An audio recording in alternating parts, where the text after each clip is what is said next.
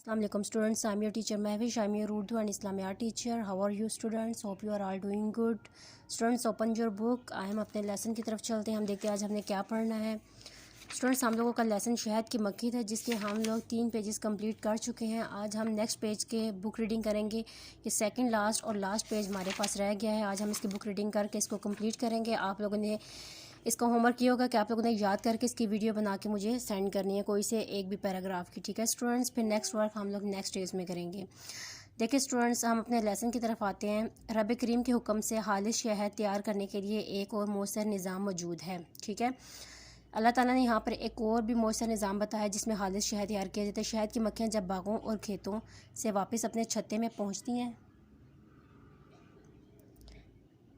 تو سپاہی قسم کی مکھیاں باقاعدہ ان کی تلاش لیتی ہیں. ٹھیک ہے، جب وہ واپس اپنے چھتوں میں پہنچے تو سپاہی قسم کی مکھیاں ہوتی ہیں. وہ ان کی تلاش لیتی ہیں کہ وہ اپنے ساتھ کس قسم کا زہریلا مادہ تو نہیں لے کر آئیں، یعنی کہ انہیں یہ ڈر ہوتا ہے کہ کوئی زہریلا مادہ ساتھ نہ لے آئی ہوں. اگر کوئی مکھی آلودہ زردانہ یا زرگل اپنے ساتھ لے آتی ہیں، ان کے کوئی گندا ہو. ٹھیک ہے، آلودہ یعنی کہ جیسے ہوتا ہے نا گرد والا یا گندا، اس طرح، تو دربان مکھیاں اسی وقت اس مکھی کے 2 ٹکڑے کر کے نیچے پھینک دیتی ہیں. ٹھیک ہے، وہ جو ہے پھر وہ مکھی کے 2 ٹکڑے کرتی ہیں اور وہ جو زردانہ یا زرگل جو گندا والا آلودہ والا ہوتا ہے اس کو نیچے پھینک دیتی ہیں.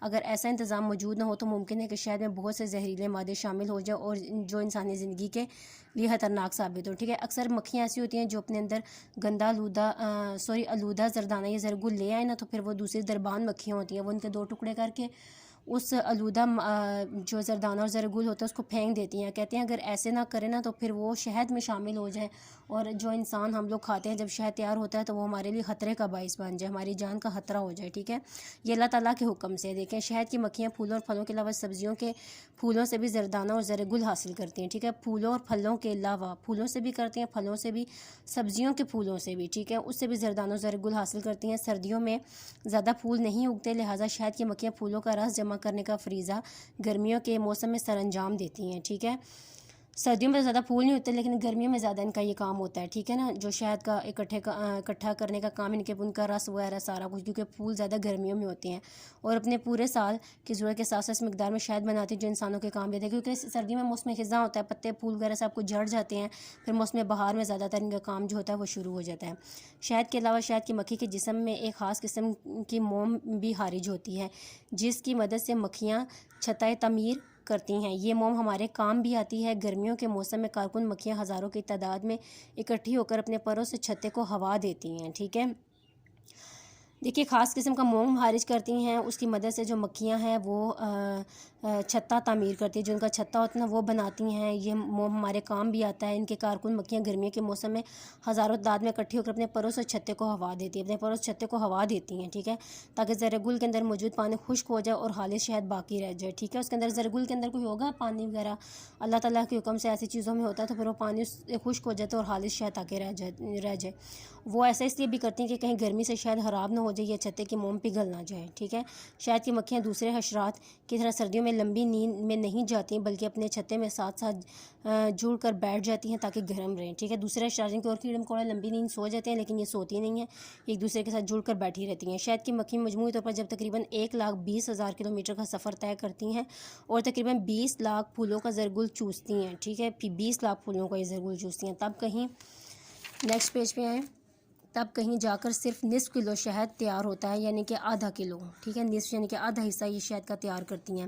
اس حساب سے تقریباً 12 کارکن مکھیاں اپنی زندگی میں صرف 1 چائے کے چمچ کے برابر شہد بنا پاتی ہیں. ٹھیک ہے، ایک چائے کے چمچ، اس دوران صرف جہاں پر آدھا کلو شہد تیار ہو رہا ہے وہاں پر کارکن مکھیاں 1 چائے کے چمچ کے برابر یعنی کہ جو ہے نا وہ تیار کر چکی ہوتی ہیں. ٹھیک ہے، شہد کے ایک چھتے سے 15 سے 20 کلو گرام شہد حاصل کیا جا سکتا ہے، جبکہ بڑے چھتے 35 سے 45 کلو گرام شہد فراہم کرتے ہیں. اب یہ ہماری سوچ ہے کہ اتنا شہد بنانے کے لیے کتنی مکھیاں مصروف عمل رہی ہوں گی. ٹھیک ہے، شہد کی مکھیاں عام طور پر بہت امن پسند ہوتی ہیں، اپنے کام میں مگن رہتی ہیں. اپنی مصروفیات کی وجہ سے وہ اپنے آس پاس چلتے پھرتے لوگوں اور جانوروں کی بالکل پرواہ نہیں کرتی. ٹھیک ہے، لیکن صرف لیکن وہ صرف دو صورتوں پہ ان پر حملہ ور ہوتی ہیں. اول یہ کہ کوئی ان کے چھتے کو چھیڑے، اور دوم یہ کہ جب وہ کسی سے ڈر جائیں. ٹھیک ہے، انسانی تاریخ سے پڑھنے سے معلوم ہوتا ہے کہ زمانہ قدیم سے ہی شہد دنیا میں دستیاب تھا.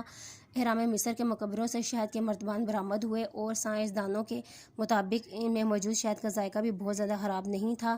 شہد کی مکھی آخر یہ سب کس طرح کرتی ہے، اسے یہ سب کچھ کس نے سکھایا، وہ صدیوں سے کیسے ایک خاص نظم و ضبط کے ساتھ اپنا کام کیے جا رہی ہے، وہ کون سی پوشیدہ قوت ہے جو ان گنت مکھیوں کو ایک ہی وقت میں ایک جیسا کام کرنے کے قابل بنا رہی ہے. اگر ہر مکھی اپنی عقل کے مطابق کام کرتی تو کیا ایسا ممکن تھا؟ یقیناً یہ سب اللہ سبحانہ و تعالیٰ کے حکم اور رہنمائی کے بغیر ممکن نہ تھا. شہد کی مکھیاں تو وہی کچھ کرتی ہیں جس کے لیے ان کے مالک نے حکم دیا ہے. ٹھیک ہے اسٹوڈنٹس، دیکھیے ہمارے پاس بہت انٹرسٹنگ سبجیکٹ ہے، چیپٹر ہے. یعنی کہ دیکھیں شہد کی مکھیاں ایک شہد حاصل کرنے کے لیے کتنی زیادہ محنت کرتی ہیں. ٹھیک ہے، وہ بغیر کسی بات کی پرواہ کیے وہ مطلب اپنی محنت کرتی ہیں. اس چیپٹر میں ہمیں یہی اخلاقی سبق ملتا ہے کہ ہمیں چاہیے کہ ہم بھی شہد کی مکھیوں کی طرح اپنی زندگی کا کوئی بھی مقصد ہے ہم اس کو اپنی محنت سے اس کو کریں. ٹھیک ہے، دوسروں سے محنت کروا کر اس کا فائدہ حاصل کرنا وہ محنت نہیں ہوتا. اس چیز کا ایسے کوئی فائدہ نہیں ہوتا جب تک انسان خود اپنے ہاتھ پاؤں سے محنت کرے، اور اللہ تعالیٰ اس کی محنت کا نتیجہ اس کو بہت اچھا دیتا ہے، اس کا رزلٹ بہت اچھا ملتا ہے. اور جیسے دیکھیں شہد کی مکھیاں محنت کرتے کرتے شہد بنا ہی لیتی ہیں نا، ایسے ہم لوگ بھی اگر محنت کریں گے اپنے زندگی میں کسی کام کے لیے، کسی مقصد کے لیے، تو ضرور ایک نہ ایک دن ہم لوگ اپنی منزل جو ہے وہ پا لیں گے. ٹھیک ہے اسٹوڈنٹس، ہمارا چیپٹر بہت انٹرسٹنگ تھا لیکن ویری لانگ چیپٹر. میں نے آپ کو 3 days میں کر کے اس کو 3 times کو کمپلیٹ کروائی ہے ریڈنگ. اب نیکسٹ ہم لوگ اس کے الفاظ، معنی، کوشچن آنسر سب کچھ ڈے بائی ڈے کرتے جائیں گے. ٹھیک ہے اسٹوڈنٹس، آپ لوگوں نے اس کی بک ریڈنگ اچھی طرح سے یاد کرنی ہے. اب آپ لوگوں نے سیکنڈ لاسٹ یا لاسٹ چیپٹر اونلی یاد نہیں کرنا، فل چیپٹر آپ لوگوں نے یاد کرنا ہے. اچھی طرح سے اپنے ٹیوٹرز، اپنے پیرنٹس کو سنانا ہے، اور اس میں سے کوئی سے پورے چیپٹر میں سے 2 یا 3 پیراگراف مجھے لازماً اس کی ویڈیو بنا کے سینڈ کریں. ٹھیک ہے اسٹوڈنٹس، اچھا میرا آج کا لیکچر اتنا ہی تھا. تھینک یو سو مچ. اللہ حافظ.